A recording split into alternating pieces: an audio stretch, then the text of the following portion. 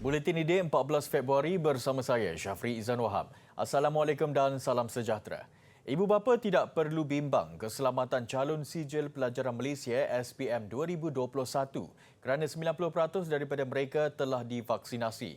Bagaimanapun, Timbalan Menteri Pendidikan Dato' Dr. Mahan Sun menegaskan calon perlu sentiasa mematuhi prosedur operasi standard SOP yang ditetapkan bagi mengekang penularan COVID-19 sepanjang peperiksaan tersebut berlangsung.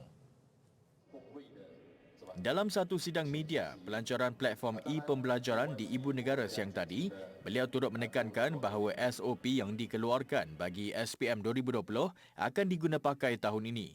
Ia susulan keberkesanan jadual tersebut sepanjang peperiksaan itu berlangsung ketika negara sedang berdepan dengan situasi COVID-19 yang agak teruk tahun lalu.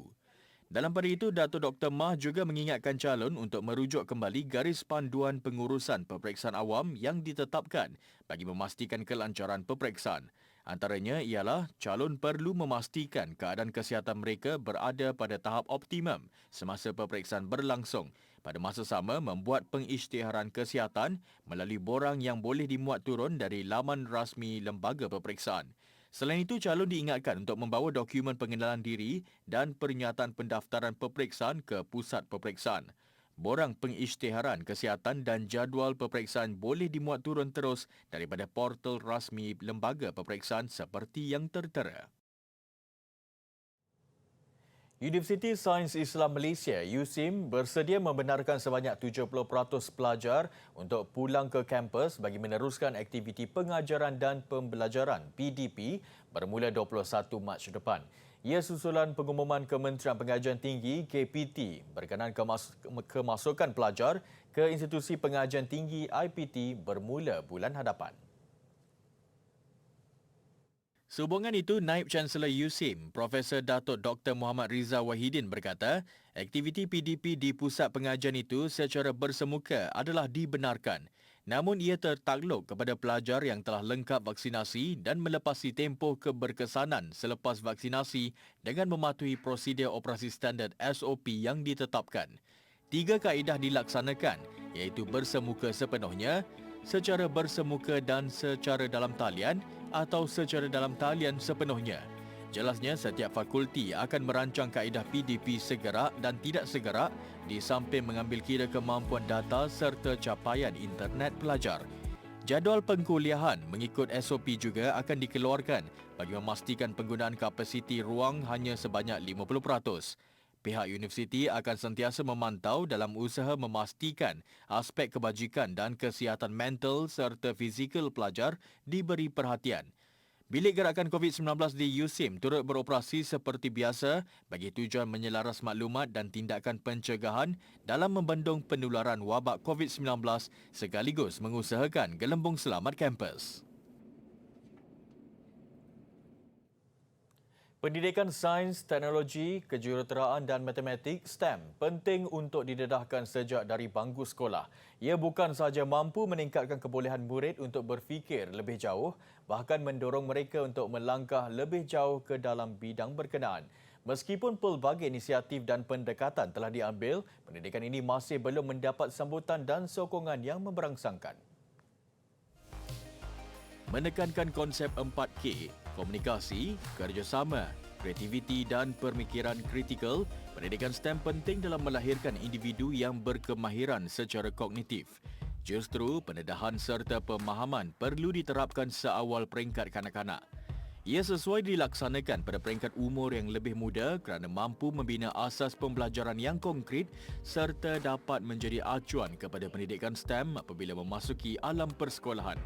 Namun pendekatan yang sesuai perlu diambil bagi memastikan mereka cenderung untuk mendalami bidang ini. Antara kaedah pembelajaran yang boleh diambil guru atau tenaga pengajar termasuk memberikan kanak-kanak pendedahan berbentuk amali dan holistik. Kebanyakannya kanak-kanak ni dia macam kanak-kanak sekarang ni kurang kemahiran dalam hands-on punya program. Jadi kita adakan program ni untuk tengok dia orang punya skill lah dalam hands-on punya aktiviti. Dari STEM itulah kita boleh nampak apa kekurangan atau kelebihan dalam setiap budak-budak tu. Ada budak yang lebih dalam matematik, kurang dalam robotik. Ada budak lebih dalam matematik, kurang dalam macam itulah. Selain itu, ibu bapa juga mampu memainkan peranan menyokong anak-anak dalam pendidikan STEM, terutamanya pada waktu lapang. Pertama sekali ialah minat dia berkaitan tentang sains dan matematik. So jadi kita cari kelas yang boleh mengembangkan lagi dia punya idea, dia punya skill. Jadi bila ada program macam ni, itu yang kita cuba untuk galakkan anak untuk menyertai kelas-kelas macam ni lah. Best? Apa yang paling best? Sains. Robot adik suka? Robot adik suka? Suka? Best? Adik suka paling mana? Hah? Adik yang mana paling suka? Ni robot. Robot sebab apa? Memang adik suka robot ke mana? Ya, memang suka robot. Antara akademi yang menawarkan pendedahan kepada bidang ini kepada kanak-kanak termasuk STEM Space Shah Alam yang menjalankan kelas STEM menggunakan pendekatan amali.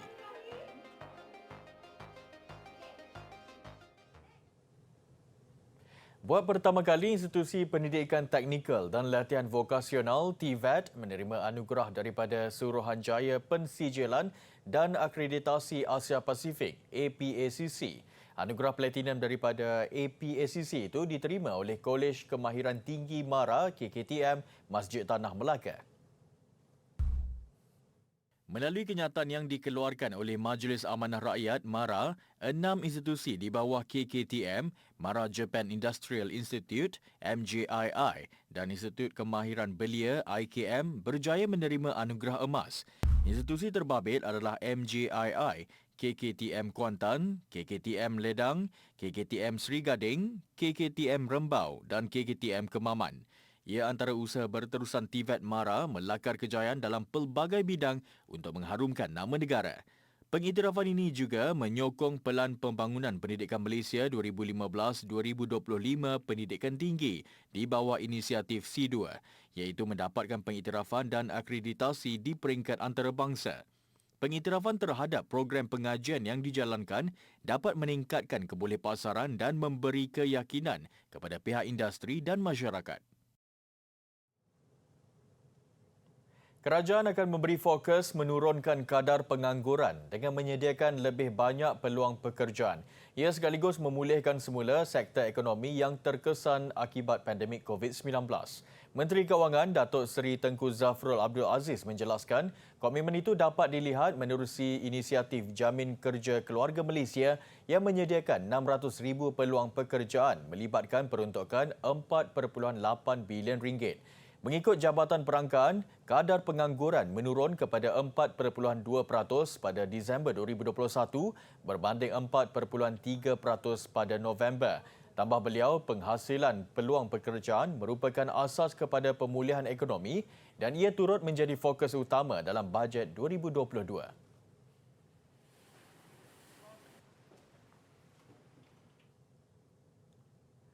Penduduk Malaysia kini berjumlah 32.4 juta orang dengan purata kadar pertumbuhan tahunan CAGR penduduk 1.7% dalam tempoh 10 tahun. Perdana Menteri Datuk Seri Ismail Sabri Yaakob berkata, daripada jumlah itu 91.7% atau 29.8 juta adalah warga negara, manakala 8.3% atau 2.7 juta adalah bukan warga negara. Daripada 32.4 juta penduduk yang telah dibanci, 52.3% ialah lelaki, manakala 47.7% ialah perempuan. Nisbah jantina adalah 110 lelaki berbanding 100 wanita. Beliau berkata demikian ketika berucap di Majlis Pelancaran Laporan Penemuan Utama Banci Malaysia 2020 di Shah Alam, Selangor. Tambahnya 9.6 juta tempat kediaman dibanci membabitkan 8.2 juta isi rumah. Penduduk Bumiputera mencatatkan peratusan tertinggi dengan 69.4%, diikuti China 23.2%, India 6.7% dan lain-lain 0.7%. Dari segi kumpulan umur pula, 6.8% berumur 65 tahun dan ke atas, 69.3% 15 hingga 64 tahun dan baki 24% dalam kalangan umur muda 14 tahun ke bawah. Warga emas turut menyaksikan peningkatan kepada 3.4 juta orang berbanding 2.2 juta pada 2010. Umur muda bagaimanapun menurun 3.6%.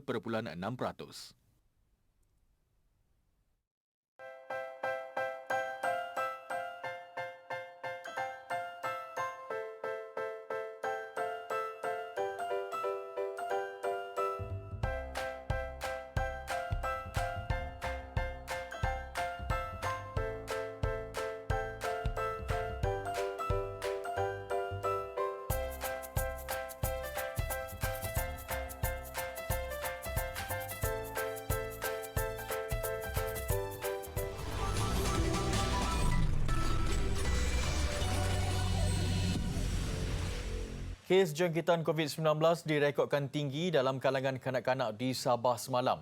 518 kes dilaporkan dengan 33 daripadanya membabitkan bayi.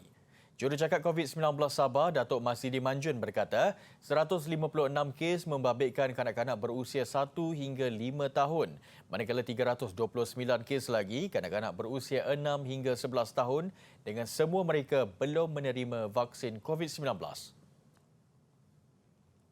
Beliau yang juga Menteri Kerajaan Tempatan dan Perumahan Sabah menerusi satu kenyataan berkata, 5 daerah mencatat kes tertinggi COVID-19 iaitu Kota Kinabalu dengan 914 kes, Sandakan 478 kes, Tuaran 414 kes, Penampang 389 kes dan Papar 256 kes. Kes jangkitan secara sporadik dikesan menerusi saringan bergejala menjadi faktor dan penentu utama jumlah kes di daerah-daerah yang mencatat kes harian yang tinggi. Lebih 58% daripada kes dikesan menerusi saringan berkenaan. Sementara itu, 169,710 atau 4.8% daripada jumlah populasi kanak-kanak berusia antara 5 hingga 11 tahun di negara ini sudah menerima sekurang-kurangnya satu dos vaksin COVID-19. Melaka mencatatkan peratusan tertinggi iaitu 11.7% kanak-kanak telah menerima pelalian itu sejak ia diperkenalkan dalam program imunisasi COVID-19 kebangsaan kanak-kanak Peak Kids 3 Februari lalu. Menurut laman COVID Now, mengikut pecahan, Sarawak mencatatkan kadar 10.5%, Lembah Kelang 10.2%, Negeri Sembilan 4.5%, Labuan 3.2%, Kedah 2.9%, Sabah 2.4% dan Perlis 2.2%. Manakala negeri yang mencatatkan kadar di bawah 2% pula, antaranya Perak, Terengganu dan Johor. Kelantan dan Pahang menjadi negeri terendah dengan 0.1%. Dalam pada itu, 56.4% atau 13,258,893 daripada penduduk dewasa di negara ini telah mendapatkan dos penggalak, manakala 97.5% atau 22,936,644 pula sekurang-kurangnya 2 dos. Bagi remaja 12 hingga 17 tahun, 2,874,510 telah mendapatkan sekurang-kurangnya 1 dos, manakala 2,795,507 lengkap 2 dos. Hanya 5,000 kanak-kanak berusia 5 hingga 11 tahun di Kelantan mendaftar untuk menerima suntikan vaksin menerusi program imunisasi COVID-19 kebangsaan kanak-kanak Peak Kids setakat kemarin. Pengarah Jabatan Kesihatan Negeri, Datuk Dr. Zaini Husin berkata, jumlah itu sangat rendah berbanding keseluruhan kanak-kanak yang layak menerima vaksin adalah lebih 115,000. Setakat ini yang saya terima sehingga kemarin dulu kita telah bilangan yang bersetuju adalah sekitar 5,000 orang, 5,000 kanak-kanak. Daripada keseluruhan tu total berapa kalau nak ikutkan anggaran tu? Borang yang dikembalikan kita sekarang ada dalam 14,000. Yang kalau ikut kita ada dalam 100,000 pelajar lah, tapi sepanjang borang belum lagi diterima. Kita hanya menerima dalam 4,000 borang. Jadi yang kita dapat persetujuan dalam 5,000 lah. 5,000 tu persentif sangat rendah tu macam mana? Bagi kita kalau melihat pada peratusan itu, kita perlu bekerja lebih berat lagi, lebih kuat lagi lah untuk pastikan peratusan itu lebih tinggi. Dan saya percaya sebahagian besar mungkin ibu bapa belum lagi membuat keputusan. Dan saya percaya dalam masa sedekat mereka akan berberusaha untuk membenarkan untuk mengambil. Jabatan Kesihatan Negeri menyasarkan 50% kanak-kanak yang layak di negeri itu akan menerima vaksin jenis Pfizer bermula hari ini. Dr. Zaini berkata pihaknya percaya kebanyakan ibu bapa mengambil sikap tunggu dan lihat sebelum membenarkan anak mereka menerima vaksin. Sebanyak 400 pusat pemberian vaksin PPV untuk Peak Kids disediakan di seluruh Kelantan, termasuk di sekolah swasta. Bagaimanapun jumlah PPV berkenaan berubah-ubah bergantung kepada sambutan Peak Kids, termasuk kebenaran untuk walk-in di mana-mana PPV untuk menerima vaksin. Beliau berkata demikian selepas merasmikan Peak Kids peringkat Kelantan di lobi Hospital Raja Perempuan Zainab II, Kota Baru. Dalam pada itu, kanak-kanak dalam kalangan ahli keluarga petugas hospital antara yang terawal menerima suntikan vaksin menerusi program imunisasi COVID-19 kebangsaan kanak-kanak Peak Kids di Kota Baru. Mereka antara 50 kanak-kanak yang tampil menerima suntikan vaksin masing-masing sempena majlis perasmian Peak Kids peringkat Kelantan di Hospital Raja Perempuan Zainab II. Antara penerima vaksin termasuk 2 kanak-kanak berusia 7 dan 9 tahun yang juga 2 cucu kepada pengarah HRPZ2, Datuk Selasawati Ghazali. Saya mulakan awareness ini ataupun kids ini, kesedaran ni di kalangan warga kerja Hospital Raja Perempuan Zainab II dulu. Dan saya nampak daripada bila kita buka list senarai nama itu, senarai nama telah mula meningkat. Dan saya rasa ada kesadaran yang sangat baik.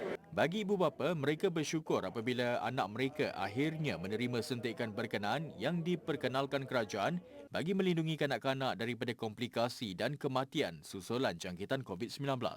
Memandangkan sekarang dekat sekolah pun banyak jangkitan COVID yang berlaku. So untuk elakkan anak-anak kita daripada terkena jangkitan COVID, better kita galakkan ibu bapa bawa anak-anak untuk pengambilan vaksin ni lah. Sebab saya rasa vaksin ni boleh melindungi diri saya. Melindungi? Diri saya dan semua orang. Jadi macam mana sakit tak? Sakit sikit je. So hari ni gembira kan cucu? Gembira rasa. Saya sarankan jangan takut untuk ambil vaksin. Sebab tak sakit pun. Tak rasa apa. Jadi kenapa adik-adik datang nak cucu? Sebab nak mengelak daripada COVID-19.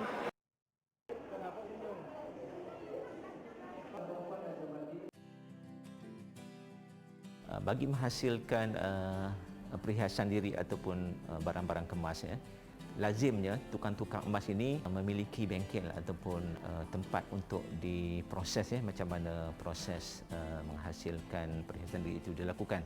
Peringkat awalnya pelik dipotong, kemudian ditimbang gram ataupun mayam emas yang perlu untuk dileburkan. Kemudian selepas dilebur, tukang emas akan menentukan bentuk ataupun desain. Perhiasan diri ini sama ada cincin, rantai, gelang, gelang kaki ataupun gelang tangan akan dihasilkan dalam pelbagai variasi mengikut motif-motif kontemporari ataupun motif-motif tradisional yang lazim dalam kalangan masyarakat, bukan sekadar orang-orang Melayu tapi secara umumnya masyarakat Malaysia.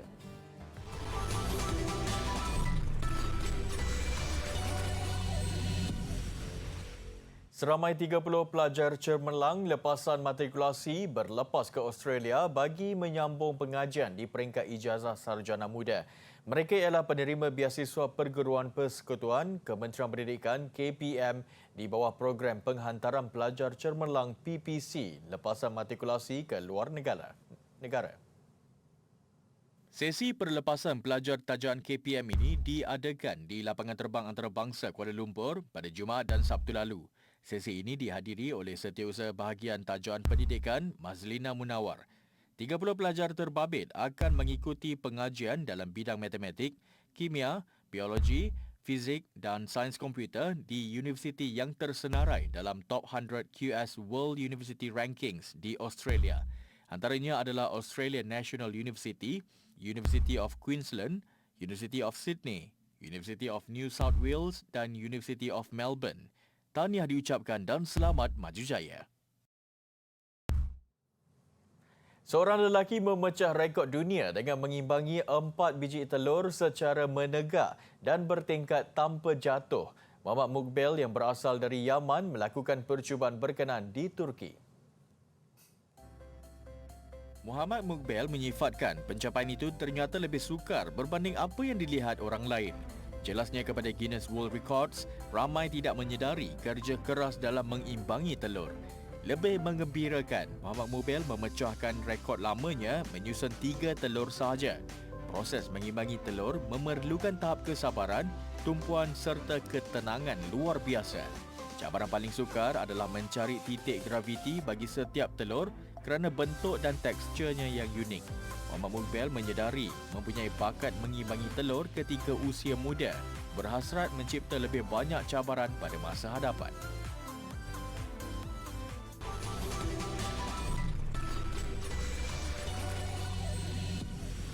Sukan. Kedah Darul Aman KDAFC memulakan kempen persahabatan 4 penjuru Piala Sabah Maju Jaya SMJ dengan kemenangan bergaya selepas mengatasi Sarawak United FC 3-0. Beraksi di Stadium Likas, permulaan seimbang disajikan kedua-dua pasukan, Kedah Darul Aman KDAFC dan Sarawak United FC.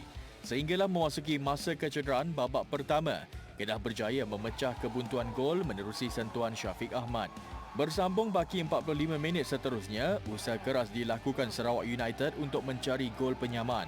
Bagaimanapun ruang terbuka di bahagian pertahanan menyaksikan Sarawak United dihukum apabila Kedah menggandakan jaringan menerusi Muhammad Fayyad Zulkifli pada minit ke-84. Dan penghujung perlawanan, Kedah sempat menambah satu lagi gol. Kali ini hasil jaringan Marcel Deschy untuk menengkapkan kemenangan 3-0. Bola sepak Liga Belanda, Ajax Amsterdam terus mengukuhkan cengkaman di Persada Liga ia selepas membelasah Twente 5-0 di halaman sendiri. Penyerang Ajax, Sebastian Haller paling menyerlah dengan meledak hat-trick pada babak kedua perlawanan. Manakala baki 2 gol Ajax masing-masing menerusi Davy Klaassen dan jaringan sendiri pemain pelawat Robin Cropper. Kemenangan besar ini menyaksikan skuad bimbingan Erik ten Hag kekal di puncak liga dengan mengumpul 54 mata, iaitu berkelebihan 5 mata berbanding PSV Eindhoven di tangga kedua. Dalam pada itu, Feyenoord kekal di tangga ketiga selepas menewaskan RKC Waalwijk 2-0. 2 gol Feyenoord menemui penyudah Orkun Kokce dan Jorrit Hendricks yang mudah memanfaatkan kesilapan pemain pertahanan lawan. Selepas ini, Feyenoord dijadual menentang Canberra di laman sendiri pada 20 Februari. Gaya bebas dipamerkan peluncur salji Marcus Calverland mengakhiri buletin didik malam ini. Saya Syafrizan Wahab, salam hormat dan Assalamualaikum. Jumpa lagi.